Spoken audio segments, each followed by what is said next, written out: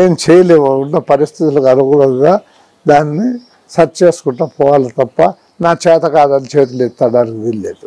ఇలా మీ వారసులుగా పవన్ కావచ్చు, పవన్ రెడ్డి కావచ్చు, అయితే అస్మిత్ రెడ్డి కావచ్చు. అస్మిత్ రెడ్డి ఇప్పుడు ఎమ్మెల్యేగా చూస్తున్నాం.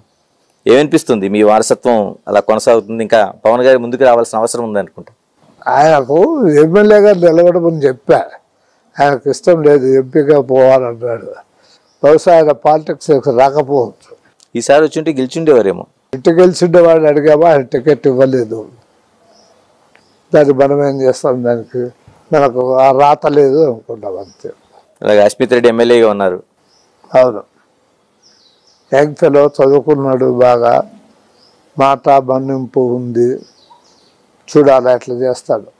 ఇలా పిల్లల రాజకీయ భవిష్యత్తు ఏంటి? ఇప్పుడు పవన్ రెడ్డి గారు మీరు అన్నట్టు ఆయన విముఖత చూపిస్తుంటే, పవన్ రెడ్డి ఏదైనా వ్యాపారం చేసుకో బాగుంటుంది, నువ్వు రాజకీయాలు వద్దని చెప్పా. మీరే చెప్పారు. నేనే చెప్పా, ఈ పాలిటిక్స్లో మీరు ఫిట్ కాలేరు, వద్దు, మానుకోమని చెప్పా. ఏదైనా ఇండస్ట్రీనో ఏదైనా చూసి బతకండి అని చెప్పాను. సరే, ఎలా చెప్తారు సార్ మీరు? ఎందుకంటే నాగిరెడ్డి గారి వారసులుగా మీరు, ఆయన చాలా సౌమ్యంగా పాలిటిక్స్ చేస్తే, ఇలాంటి రాజకీయాలు కాదు, ప్రజల కోసం అగ్రెసివ్గా ఉండాలని ముందుకు వచ్చిన జేసీ దివాకర్ రెడ్డి గారు మీ వారసులకు ఎలా చెప్తారు? అసలు చెప్పిన వాల్యూస్ పాలిటిక్స్ ఉన్నాయి కాబట్టి వద్దన్నా. I advise him not to enter into the politics. Sir చెప్పండి, చివరిగా ఇప్పుడు వచ్చి యంగ్ చాలామంది, అస్మిత్ రెడ్డి లాంటి వాళ్ళు చాలామంది రాజకీయాల్లోకి వచ్చారు ఉన్నది. మీరు అంటే రాజకీయాల్లోన ప్లస్ కంటే మైనస్లు ఎక్కువ మనకు కనిపిస్తున్నాయి. కానీ ఆ యూత్ ఎలా ప్రయాణించాల్సిన అవసరం ఉంది? ఎందుకంటే మీరు వచ్చిన దశ కూడా యూత్గానే వచ్చారు మీరంతా. ఎలా ప్రయాణించాల్సిన అవసరం ఉంది ఈ రాజకీయాల్లో? సమతుల్యం చూసుకొని ప్రవర్తించాలి. ఇప్పుడు పూర్తిగా నీతి నిజాయితీతో బ్రతికేదానికి వీలు లేనటువంటి రాజకీయాలు ఇవి.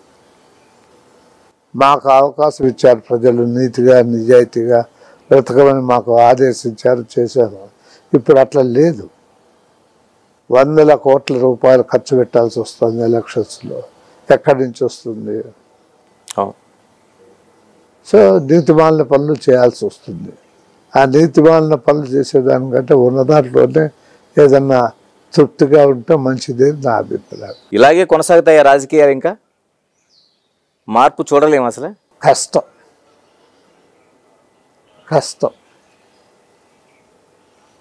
ప్రతిదీ డబ్బుతో పోలుస్తున్నారు కాబట్టి కష్టం. చంద్రబాబు నాయుడు కోసం చెప్పండి. ముఖ్యమంత్రిగా 4వ సారి ప్రమాణ స్వీకారం చేసి ప్రయాణం చేస్తున్నాడు ఆయన.